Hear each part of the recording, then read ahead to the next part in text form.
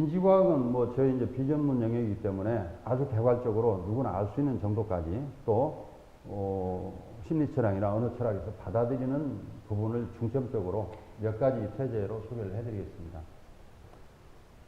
인지과학은 1950년대 미국에서 출발한 학제적 탐구입니다.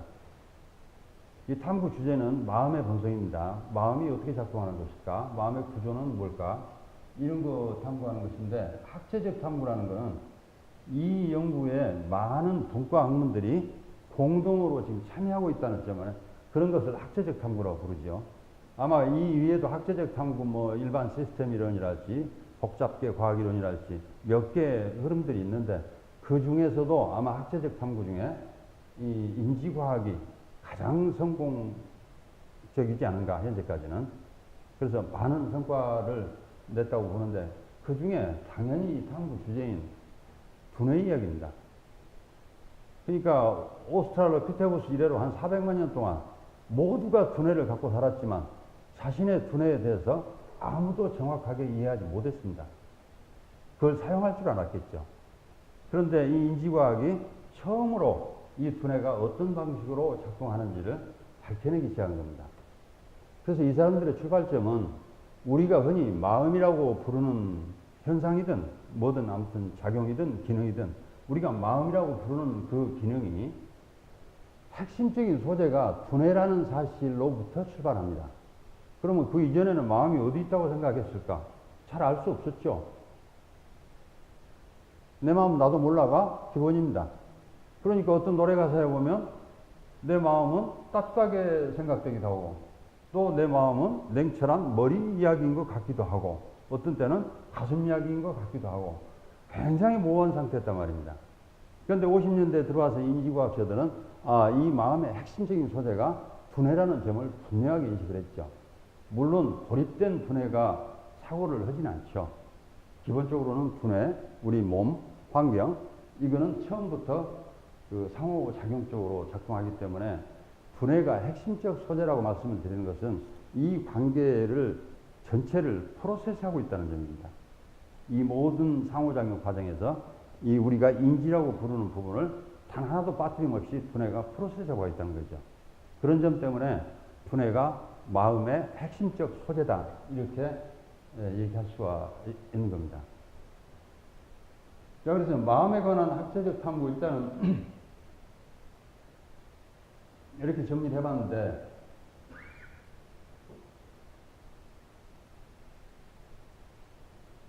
최근에 이제 인지과학이 우리한테 알려져서 그렇게 뭐 아주 낯선 용어는 아닙니다만은 인지과학에 관해서 광범위하게 유포되어 있는 오해가 있는 것 같아요. 그거는 1세대 인지과학하고 2세대 인지과학이 굉장히 다르다는 점입니다. 그러니까 아마 대부분 사람들은 인지과학을 하면 맨 먼저 떠오르는 키워드가 인공지능일 것 같습니다. 요즘에 AI, 그 인공지능 얘기를 많이 하는데, 아마 인지과학은 인공지능과 상관이 있을까요? 상관이 있죠. 당연히 상관이 있고. 그러나 꼭 좀 구별해 주셨으면 하는 것은, 또 이 강의에서 실제로 중요하게 받아들이고 있는 부분은 제2세대 인지과학입니다. 그럼 이 두 차이는 뭘까? 1세대 인지과학과 2세대 인지과학. 여기 그림 하나, 뭐 제가 어제 하나 눈에 띄어서 가져왔는데 다 익숙하게 아시죠? 이 제도라고 지금 알파고를 그림을 그려놓은 것인데, 쉽게 말씀드리면 1세대 인지과학이 우리 두뇌가 이렇게 돼 있을 거라고 생각하는 겁니다.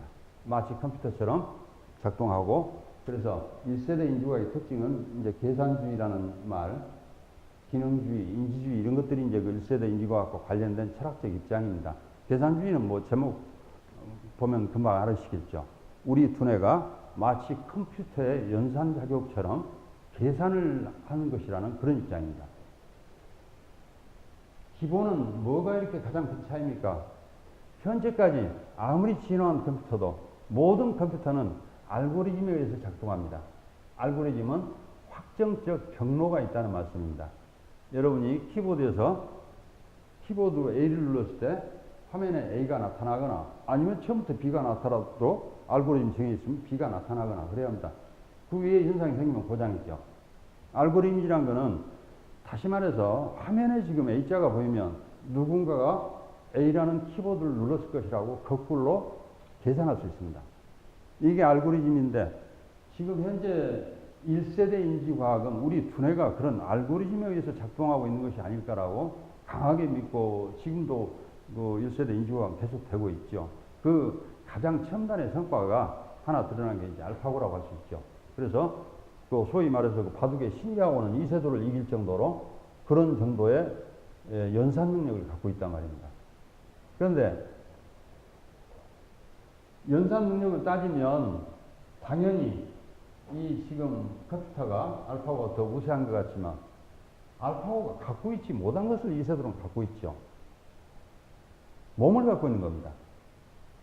이세돌이 갖고 있는 몸은 저도 갖고 있죠. 여러분도 다 갖고 있죠. 놀랍게도 우리 모두가 갖고 있는 것을 아직까지는 이 컴퓨터가 가질 수 없습니다. 또 몸을 여기다 접속을 시켜도 접속시킬 방법은 아직까지 나와 있지 않습니다.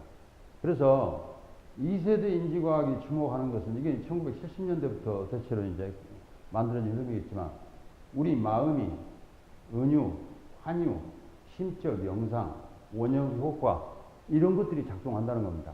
그러면 이런 것들이 뭡니까? 아까 말씀드린 알고리즘을 거부하는 기제들입니다. 알고리즘이 없다는 말씀은 더 쉽게 말씀드리면 법칙적으로 작동하지 않는다는 말씀입니다. 그런데 우리 시점머리는 이렇게 법칙적으로, 바둑을 둘 때는 법칙적으로 작동하죠. 그러나 그 이외의 영역에서는 전혀 그런 방식으로 작동하지 않습니다. 이 문제를 해결하지 못하면 인간의 두뇌와 같은 형태의 AI를 만들 가능성은 없습니다. 현재로서는.